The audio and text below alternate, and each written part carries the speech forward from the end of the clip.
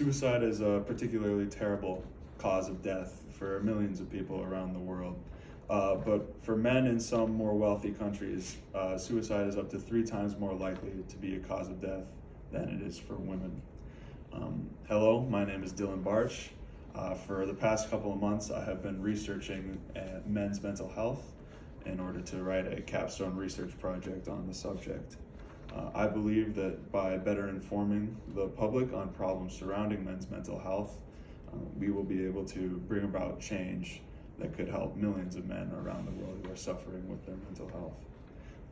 I believe mental health has become highly stigmatized today, so much so that men are highly unlikely to want to speak up about their mental health.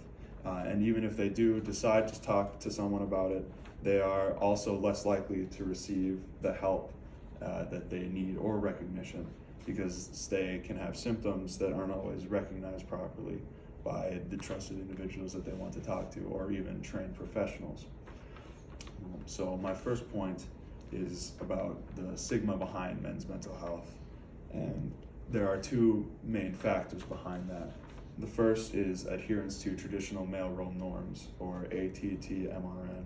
And in a study by Lucas Eggenberger and colleagues, it was found that that was defined as a urge for men to behave in a more masculine fashion, and it puts a lot of pressure on men to emulate these ideals and act in a more masculine fashion.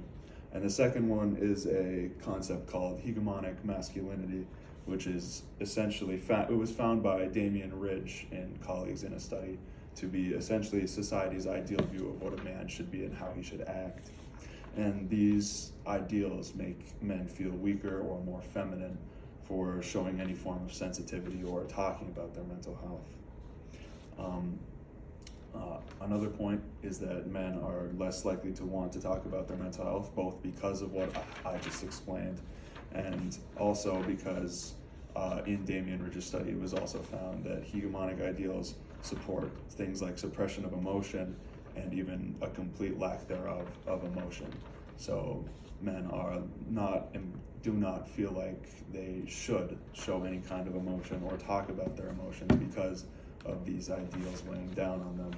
And it was actually found in a study by Lucas Eggenberger and colleagues that men seek help at about a 29 to 30% lower rate than women in total across various demographics. So it is a known statistic that men do not seek help as often. And finally, there is also a condition that is hard to